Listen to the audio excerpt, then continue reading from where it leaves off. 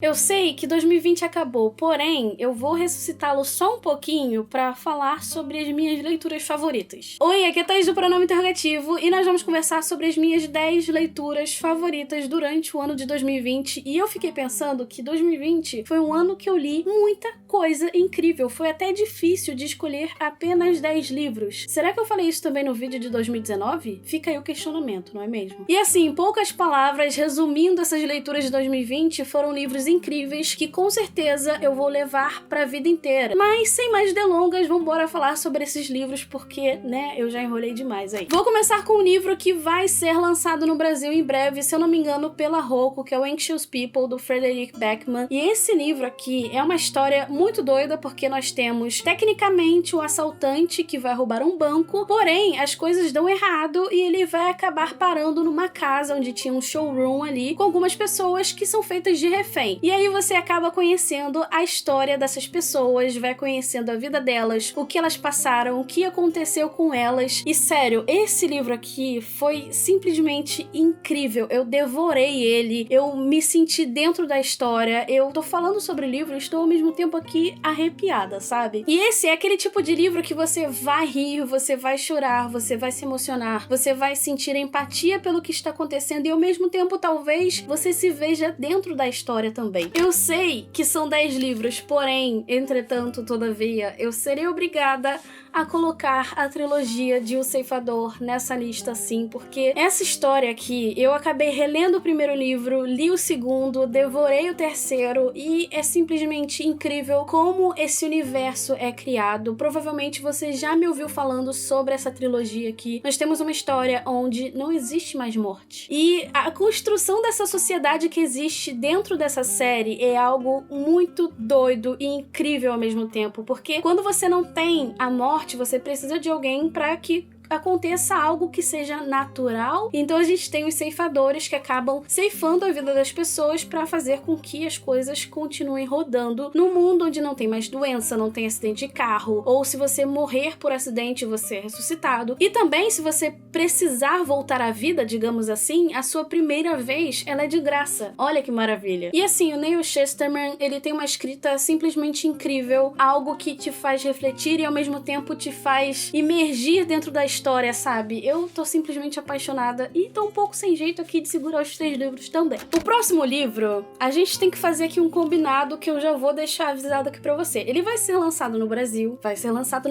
E assim que ele for lançado, provavelmente eu vou ser uma das maiores panfleteiras dessa história, porque, olha, esse livro aqui me deixou refletindo sobre muita coisa durante muitos dias e eu estou a ponto, pra você ter uma ideia, de relê-lo agora no início do ano. Talvez seja loucura, talvez. Que é A Vida Invisível, de Ed La Rue, tradução aí livre, que tá todo mundo fazendo, eu acho. E essa aqui é uma história que nós conhecemos a Ed La Rue, né? Pelo nome do livro a gente sabe quem é. E logo nas primeiras páginas a gente percebe que a história tá intercalando entre 1714 e 2014. Então a gente vai acompanhando a história da Ed La Rue e a gente percebe que ela fez um pacto ali pra algo que ela queria, mas talvez não foi tão explicado assim, tantos detalhes, não é mesmo? Que algo aconteceu. E nós vamos acompanhando a vida dela. Em algum momento eu vou saber explicar melhor sobre essa história aqui, ainda vai ter um clique. Nós percebemos que Ed La Rue, ao longo dos anos, ela vai aprendendo muitas coisas, entendendo muitas coisas, mas a grande questão é que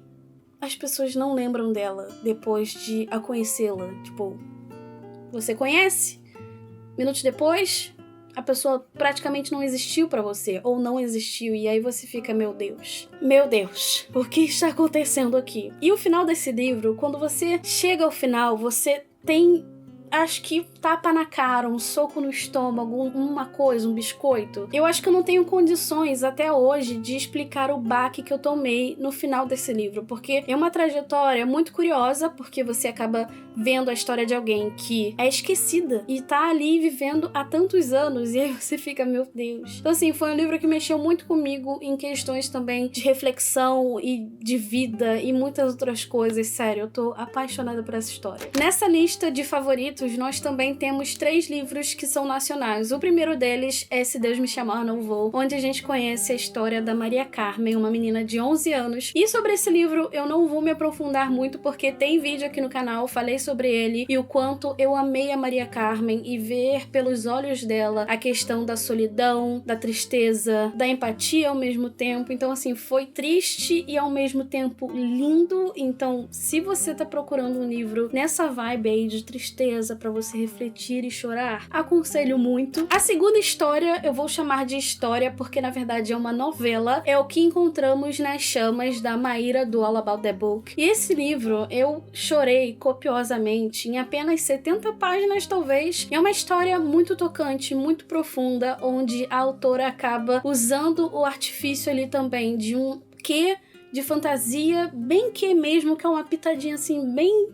onde ela fala sobre temas que são dolorosos. Então assim, aviso de gatilho existe logo no início do livro, aviso de gatilho pra você que está assistindo aqui também, tá pensando em ler, mas foi um livro muito necessário assim pra mim. Eu chorei, parecia que eu estava botando tudo que eu estava sentindo pra fora, sabe? Foi algo doido, foi doido demais o que eu senti com esse livro. E o terceiro livro é O Filósofo, a Enfermeira e o Trapaceiro, que é uma ficção histórica e que se passa no Brasil Império, um livro incrível, muito bem estruturado, com personagens maravilhosos e uma verdadeira aula de história, sabe? Sabe aquele momento que você não fazia ideia de que alguma coisa tinha acontecido na história do Brasil e você acaba aprendendo e você fica...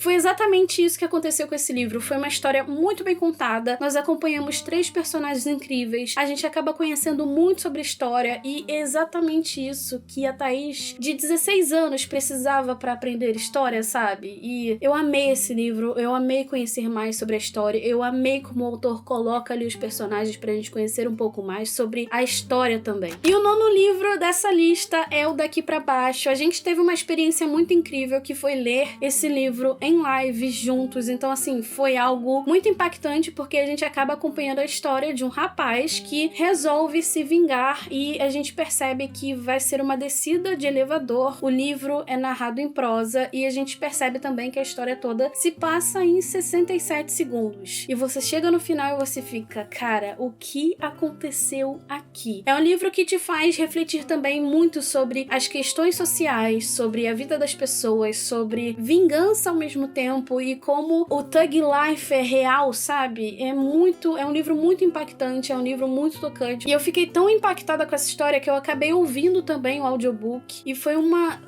experiência, assim, única. E por último, mas não menos importante, nós temos A Song of Wraiths and Ruin. Eu sempre dou um negócio aqui na língua pra falar o título desse livro. E esse livro vai ser lançado no Brasil esse ano pela Literalize e caso eu tenha mais novidades eu trago pra você. E foi um livro que eu aprendi muito também sobre a cultura e a mitologia africana. Foi um livro que me encantou muito pelos personagens que a gente tem, toda a trama que existe, que é a Karina e o Malik. A Karina é uma princesa, o Malik, ele é um refugiado, então a gente acaba também aprendendo sobre isso. E o único jeito deles encontrarem ali o objetivo deles é matando um ao outro, e a gente vai entender o motivo disso tudo. E é uma história simplesmente incrível e eu quero muito ler o 2º livro porque é uma duologia e essa capa é simplesmente maravilhosa, o que me obriga a ter o livro físico também. Antes de você ir embora, me conta aqui nos comentários se você leu algum desses livros que eu mencionei aqui, se está na sua lista de desejados. Se você ouviu falar sobre algum deles, me conta aqui nos comentários que eu quero muito saber. Eu espero que o seu 2021 seja muito melhor que o 2020. Não precisa muito esforço, não é mesmo, ano? Só trazer uma vacina e botar no nosso popozinho. Se você ainda não é inscrito ou inscrita, se inscreve no canal pra gente continuar falando sobre livros. Deixa seu joinha porque ajuda muito e também me segue lá no Instagram. A gente se vê no próximo vídeo. Um super beijo